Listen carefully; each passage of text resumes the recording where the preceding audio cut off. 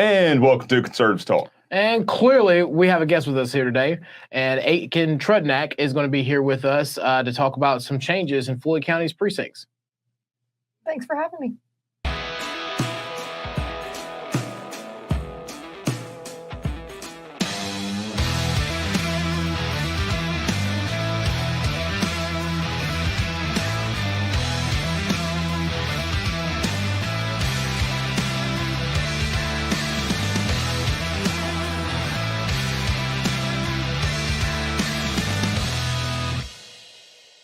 And welcome to Conservatives Talk. My name is Justin. And this is Jamie. And as always, we'd like to take a moment to remind all of our faithful subjects that under Jamie's law, you are required to make sure you are hitting the like button and the share button on any of the platforms that we do release any of our content on, as well as if you do not hit the subscribe button, you are violating the law and then are therefore subject to the death penalty. You are also required under Jamie's law that you must go to the website at conservativestalk.org and pay homage to Jamie by becoming a sponsor to the show. So hit the sponsor tab in the upper right-hand corner or the lower right-hand corner and helping us out with what you're able to, because running a dictatorship is not cheap. So we do need your financial support, and you are required to do so. So Jamie, with that, how about you give us your first edict? Boycott hometown headlines. Like always, it's time to get liberal media out of Northwest Georgia. It starts with you continue to boycott hometown headlines. Hey, it's almost over. They're almost crashed. It's almost done. Get hometown headlines out of here. Well said, Jamie. We also want to take a quick moment to thank our affiliates, and our first one being Net News Network. So make sure you are looking for Net News Network on netnewsnetwork.net.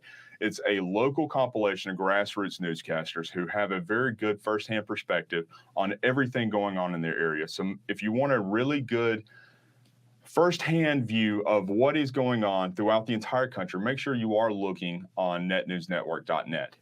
We also want to say a quick thank you to Veterans for America First. They are the premier America First policy organization, and they really push their platform through their media arm, and that being Vet Voice. So make sure you are looking for Vet Voice on every major social media platform. So with that, let's jump right into it. We have someone very special here. We have Akyn here. Akyn is the election supervisor for elections director for Floyd County, and there's some changes that are kind of going on in Floyd County, as some of y'all know. Kind of rewinded a little bit how we got here was we were having some clear, distinct issues with the election board in Floyd County in 2020 during a special session that was dissolved, and we started a new election board system. Thank you to the Georgia Assembly for that. So let's be clear that a law was passed at the state level to dissolve the Floyd County Elections Board, and then they reinstituted an entirely new elections board with a different makeup. So state law was passed to do that. State law was passed to do that. And the significance of this was, a lot of people around here felt that there was partisanship things going on a nonpartisan board. So call a spade, right? In which they were. And call a spade. And what happened was, we moved to a model that allowed for known Democrats and known Republicans to put up names to go upon this board. And so then within that new makeup came new leadership, new changes. And that's when we were, honestly grateful to have someone like Akyn with her experience kind of like relocate to Floyd County to help get this process started. Well, we'll see about that. Well, I'm happy to be here. So with that,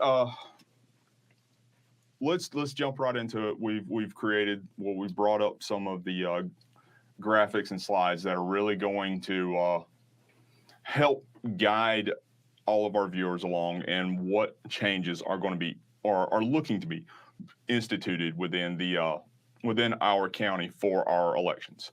So let's go ahead and pull up number one there.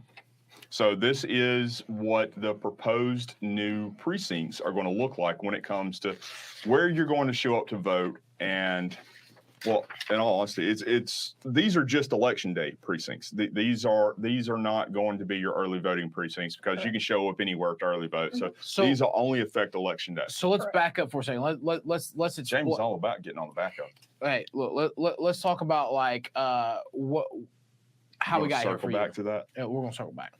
Yeah, so first of all, I think it's important that everyone is aware that we didn't have to do public hearings or anything of that nature in order to do this. The only vote that was needed is a vote by the Board of Elections. I don't like to run the department that way. I think it's important that everybody has a voice in what we're doing because it's not my election. I just run it. It's the citizens of Floyd County's election. So we've hosted one public hearing so far. Hosting a second one. When I first got to Floyd County, I noticed that there were 2 precincts voting in the same polling location, which means that's odd. Which means one of them has to be voting out a precinct. Yeah. In order to do that, you have to be able to justify that there's no other better suited facility in that precinct. And some of them, that just was not the case. In addition, it was confusing. So people were going in wondering what room they go in to vote. It was more expensive. You have to have 3 poll workers per precinct, and that's the bare minimum. We always do more than that. One of which has to be a manager. 2 of them are assistant managers. So even if they were in the same location, because there were 2 have, precincts, you had to have 6 people minimum. Yes, and your manager is your highest paid poll worker. So that's the most expensive cost that you have associated with an election is your labor. So it's expensive to run 2 precincts out of 1 polling location. That's not conducive to taxpayer dollars. So you're trying to save us money. I'm trying to save money, and I'm trying to go down on the confusion of voters. In addition, we had some precincts because we were matching, prior to my employment, we were matching Rome city limits. The problem with that is any annexation that happens, our precincts no longer align with them. So we've had that actually happen. So we had Berry Forest individuals. They should be voting in Glenwood. They're passing the Glenwood precinct to get to their own polling location. And that's just not good for a voter. You shouldn't have to pass polling locations to get to your own polling location. Oh, interesting.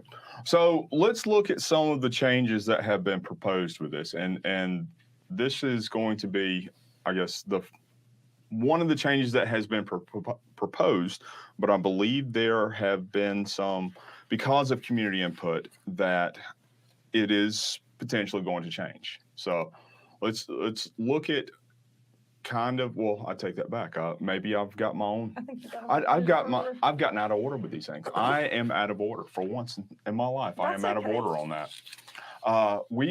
So this one right here is a combination of what used to be 2 different precincts, if I understood what she was saying earlier correctly. And it's really bringing to the forefront a lot more consolidation, and it's going to make voting a lot easier and a lot more streamlined when it does come to election days. So potentially the long lines that some folks may have gotten into will be shortened. Talk to us about it. I think that there are 2 main talking points that are important when we are talking about precinct consolidation. One of which is geography. So up in North Floyd County, it's pretty widespread. There's not as many facilities that can accommodate big numbers. When we're talking about getting closer to Rome, which is what we're looking at right now, there are a lot of facilities that can cover large numbers. So sometimes it gets confusing because we're using a different metric for which precinct. City of Rome, we're talking about a mass number of voters in a small area. We can't consolidate large areas of land just because there's a small amount of voters. So in Riverside, there were not a lot of voters to be able to justify keeping that precinct open and paying a poll manager and 2 assistants, and then the staff needed to accommodate those voters. It was more cost effective to add them into North Rome. There are a lot of voters added into that, but there are facilities in North Rome that can handle that. So that's our thought process behind this. In addition, you're looking at Trujillo and Etowah. Those are very busy precincts. We cut them off at that highway and added them over to the left just to alleviate any future growth that can happen in Trujillo and Etowah. Again, you're looking at a big area as opposed to a dense population. So what you're allowing for, especially with, you're allowing for growth. Yes. Right, because Riverside is going to grow, Mhm. but you don't want to have two precincts that are going to feed into the same growth and keep both of them small Right. when you can really consolidate them Mhm. and be more cost effective. Yes. Same thing when it comes to East Rome and Chulio. You're allowing for them to grow, but it didn't make sense for some people who may be like on one side of the highway who may Right. just be, right across the line, just right to the bottom line, Mhm. right down the highway. Yes. Mhm. And another important factor is we did all of this precinct consolidation and moving around in regards to census squares. Okay. So rather than do current voter registration numbers, we went on census squares of everybody above 18 years old. We're taking into account that 100% of people in Floyd County that participated in the census that are over 18 are going to register to vote. We all know that that's not going to be the case, but it's important to accommodate for future growth that we could have. So for our viewers who are like looking at this chart right now, right on the screen, this is census data, not Yes. registered voter data. That is correct. Okay. I think that's important when you start looking at, like, what was that number, the big number that I saw? When you start looking at Garden Lakes, I know, East Rome's real big, Alto Park's real big. Mhm. Like, that's just the potential voters, yes. not registered that is if voters. 100% of people that both participated in the census and are over 18 register to vote and then participate in that election. Gotcha.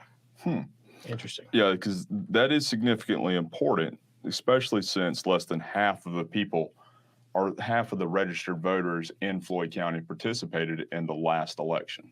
Yeah. And then it's also important to note that there are around 50% of the population that early vote or absentee vote in general. So not every single person comes in on election day. A lot of people vote early or vote by mail. That's very true. So let's take a look at one of the next changes. And can you give us a little bit of information about what we're looking at here, as opposed to with the changes that would have taken place within the central part of Floyd County, or in all honesty, municipal area? Yeah, that's really wrong. Yes. So before I mentioned earlier, we were matching the Rome City boundary lines. So there were so many small, minute areas of precincts that if you look at the map, it's available online now. If you look at the map, it's hard to decipher. In addition, in the city of Rome, we had 2 polling locations in the same building. So that just begs the question of how much money are we paying for these people to be working at this precinct, the confusion that's happening within the voters. We have to have 2 sets of everything. So your paperwork, 2 sets of paperwork, that costs us money when it gets back to my office because we have to process all that paperwork. We have to print 2 separate sets of ballots. Because whereas these people might be voting for the exact same thing because they're both city limit voters, they have to have a different header on it because we have to have statistical data of how many people voted in North Rome, how many people voted in South Rome. So the amount of money that we're spending for these people to be in the same building anyways, it was just not making sense. And then I think it's also important to be able to look at the map if you're not trained in maps and be able to see, okay, well, I live on this side of the highway. This is where I'm going to vote. That would make sense. You're making instead of just these nominal geographical areas where your neighbor would be voting in one area and you would be voting in another, but you're creating boundary lines that are very distinct and are very easily to determine where you're going to be going into for your voting location. So I think that's a good point with that. Yeah, and they're based on natural barriers. Yes. So by law, when we move precinct boundaries, it has to be, if you think of it, a tangible barrier. Some people use power lines. I like to use streets. Census squares is another thing that you can use. Census squares are not always available to see with the naked eye. But I like for it to be able to be easily read by the common person. Makes sense. So explain again, like what changes are going on? What details are going on in here? So in South Rome, we added a little bit of the precinct that was to the left of it. Town Rome, it's kind of hard to see with it not. Yeah, well. North Rome, we added Riverside into. This Glenwood is the most notable change that we have had nothing but positive feedback on. There was a section of Town Rome within Glendale. We cut that off and added them into Glendale because that was the group of people that were driving by other precincts to get to their voting location. Lindale and East Rome. We used to have a West Lindale and an East Lindale, and then an East Rome. So a lot of the East Lindale voters are now voting in East Rome, and then that precinct, that actual polling location, is proposed to be moved from our office to Hollywood Baptist Church. It is not feasible for us to host Election Day in our office anymore. We've outgrown the space for Election Day. We're also hosting the other modes of voting in there. So you're able to cast your absentee by mail ballot in there, and then that's where we tally them and open them. And then you early vote there. It's very convenient for early voting sake. It's a very accessible area. There's a bus stop right outside of our office. It's great for early voting, and that's my priority, to have that precinct in there. I think that's an important early voting precinct. Election Day, it's hard to host 3 modes of voting in the same area in a Floyd County size county. Okay. So I've got one question about that. Yeah. Where do y'all shred the ballots at? There are no shredding of the ballots. Okay. I just wanted to clarify and make We sure. actually have retained all of the 2020 records to this day. There's not very many counties that have done that. And I will say this: I think it's good that, moving the election day voting out of the elections office, because that's where the adjudication happens. There's a lot of things that go on in the process that are open to the public. Yes. That needs to be done to where more people can view it without having to worry Yes. about people casting a ballot there and Yes. ballots being open. There are a lot of moving parts when we're talking about voter protection. So everyone has a right for a secret ballot. Also, a lot of our processes, you have a right to observe them. So when we're A lot of them or all of them? all of them. Okay. I just want to clarify to make sure that this is Our not viewers some. know. Yeah, All of them. there is not some smoke-filled back room that's deciding where these are going back to. No, you can observe all the processes, but when we're talking about balancing somebody's right for a secret ballot and then your right to observe, it's very hard to do that all in the same facility. Fair enough. You mean I can't come in and look over somebody's shoulder while they're Absolutely voting and just keep a running tally of who's voting on where? And No. Okay, anyways, so another thing that is important that goes into having a secret ballot is that it encompasses everything about your ballot, not just who you voted for, but what's actually on your ballot. So when you are going into a precinct that has Rome City voters in it, reasonably, you're not going to know if I'm right in front of you, if I got a combo code pulled that has city elections on it, and you're just a county only voter. That's a combo code. No one's really going to know if you're a city voter or a county voter. The only time that is different is in Cave Spring. We don't run Cave Spring elections. We've had a lot of questions about how am I going to know what ballot to pull? You don't ever pull your own ballot. We pull it. We know that information. You should know if you pay city taxes or not. If you have any questions, look at my voter page. It'll have your sample ballot on it. But nobody around you should know if you're going to pull a city or county only ballot. Yeah, and I do have to say thank you for actually saying that city's name correctly. It's a pet peeve of mine. Yeah, I've learned the hard way. Cave Spring, one cave, one spring. Cave Springs. Anyway. Okay, Polk. It's Polk County. It's not Polk. It's not Polk County. It's Polk County. Polk is spelled P-O-K-E. The county's name is The L is silent. P-O-L-K. The L is So silent. where's the E come from? It's invisible. The K has an accent on top. For sure. And he runs our local party, folks. Hey, go talk to them and go talk to people arrogant. I'm telling you, they're gonna tell you the same thing. Well, at least you said it correctly for that city.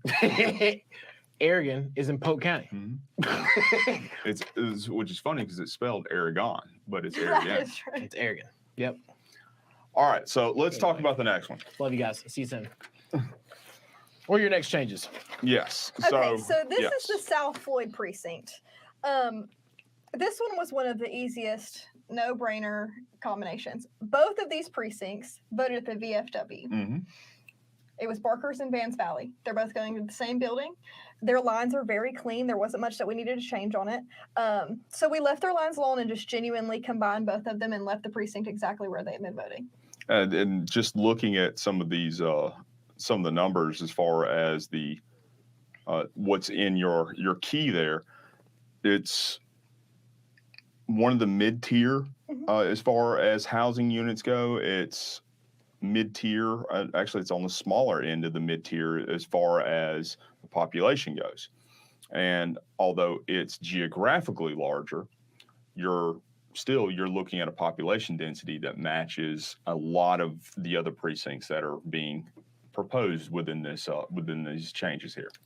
I agree. I think that is an important thing to notice is that, again, we are looking at large areas of land in comparison to population. Yes. So both have to be accommodated. And we're saving taxpayer dollars. And we are specifically saving an incredible amount of money. Even when it comes down to, we have to test every piece of equipment that goes to the precincts. That is a long process. And it's a tedious process that has to be done 100% correctly. When we're going from 25 precincts down to 19, it's saving the staff that does that a lot of time. And it is our staff that's actually. So I just want to be clear real quick, right? So under the old system that people were so gun-ho about, you mean to tell me that in multiple locations, 2 very distinct locations in particular, we had 6 people that were being paid to work at the same location? A bare minimum of 6 people. Bare minimum of 6 people. We are rarely only putting 6. Well, and what I mean by that is like, so they were paying 2 managers, so 4 managers total, minimum of an additional another, 4 or 5 members of staff, plus whoever else was there being paid, not counting, all the poll watchers who were there.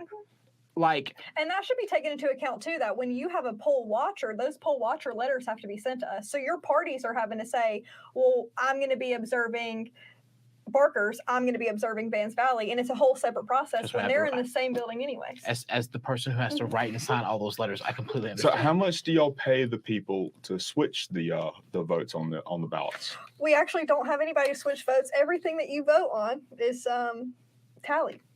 Okay. We also do a hand audit. An important thing that we should all put out there. We do a hand audit. Before me, the state has different requirements of what we do for our audits. Before me, we did the minimum of what the state required. We're now doing 100% audit every time we have to do an audit. I think that's important. Yeah. I always like to appeal to transparency when I am doing anything related to elections.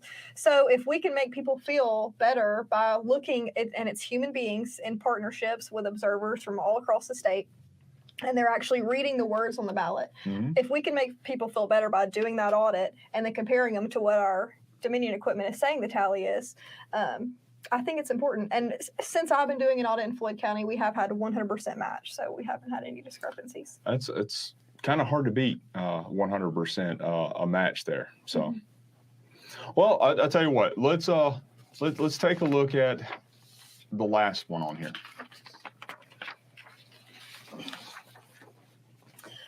This is the Garden Lakes precinct. So if you look on the map, all of these little roads right here, it used to be included into the Town Rome precinct.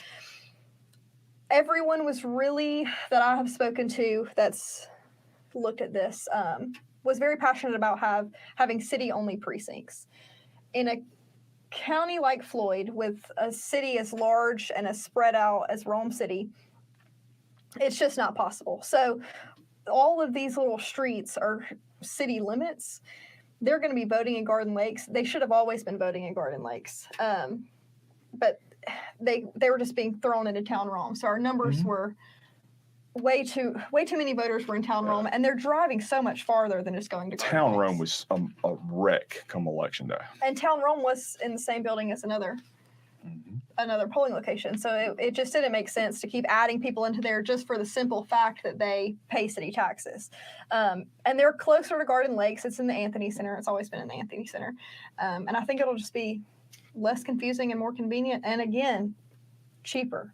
And then the lines in Town Rome, we expect to go down. Okay. So essentially what you're saying is you have taken a lot of stuff that was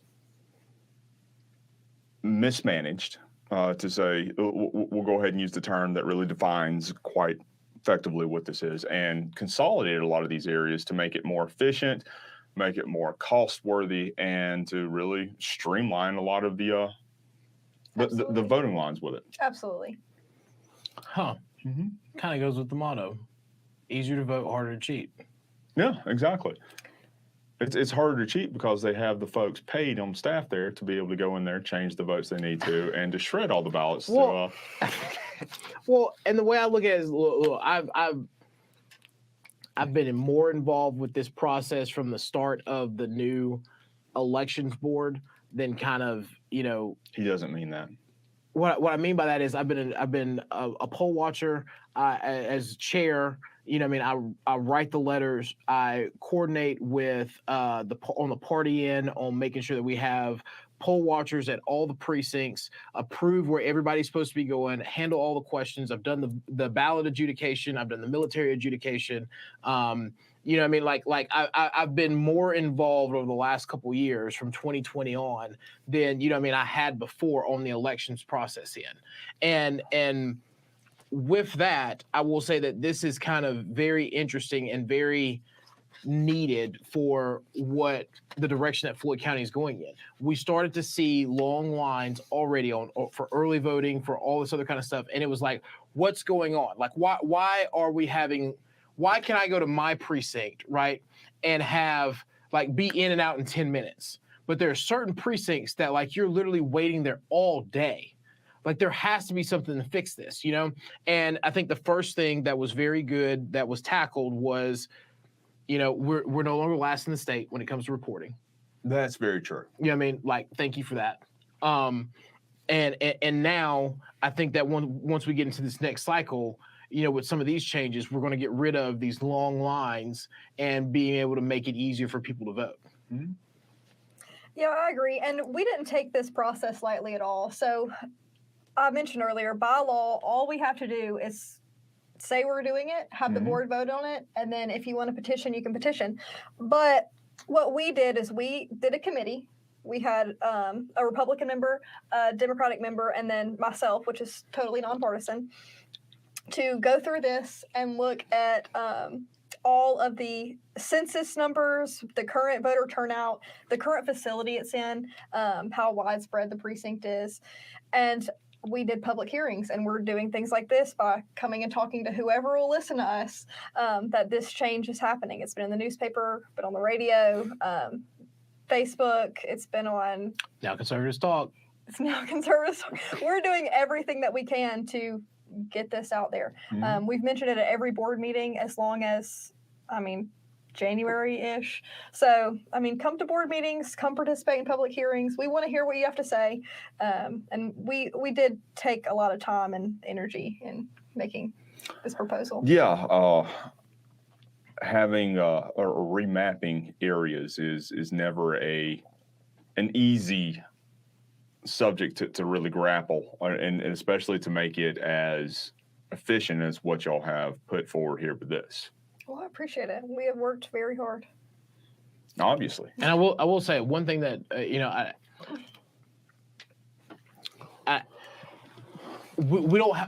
we usually don't talk about the things that have changed in the process from the election board side. You know what I mean? But these are things that have honestly made me as a citizen very excited and very happy for, because I can't tell you how many times under the old board I went up there and literally the only time I spoke was just to say, please move these meetings from noon to a decent time for working people. And I think that's been very important. And under your leadership, that's been great to do. Like now those meetings are like 6 o'clock, you know what I mean? To where like beforehand, they were literally at noon. Like what person who is passionate about elections or understanding this process, who is an average citizen, can get off of work, go like to wherever this meeting is going to be in the middle of the day, listen to the meeting and get back to work on time. Like it was almost as if it was intentional. And like some of this, like this with the new precincts, there are direct changes that are being made to continue to help foster voter integrity. Absolutely. And I think transparency is really important. When I first moved up to Floyd County, I had some very interesting questions asked of me. So to help that, we did that voter education course. The next one is in November. But we did it at accessible time. So after work and then on a Saturday, just like our public hearings, we're doing it after work, because I do think that it's important that everybody is educated and feels like we're being as transparent as possible when it comes to election integrity and the entire election process. So All right, just to kind of sum up, can you tell people some of the next things to do with this, your election board meeting, or any other Yeah. information? Well, what are the next steps in regard to making this official? Yeah, so on Monday, we are meeting with the city commissioners, and then on Tuesday, we're meeting with county commissioners. And then we've already met with the city and county managers about it all. After we meet with them, we're having another public hearing to gather everybody's input on it, and then we will have another committee meeting to discuss everybody's suggestions, just to make sure that we are taking everything seriously, doing our own research on it. And then after that, we are voting on August 1st. And to be clear, we have to make a vote no matter what. We either have to vote to not make these changes or to vote to make these changes. So no matter what, on August 1st, a vote will be taking place. So essentially, the vote will be to become more efficient or to remain as inefficient as possible. Or at least that's what I'm hearing and seeing. That's what I'm hearing too.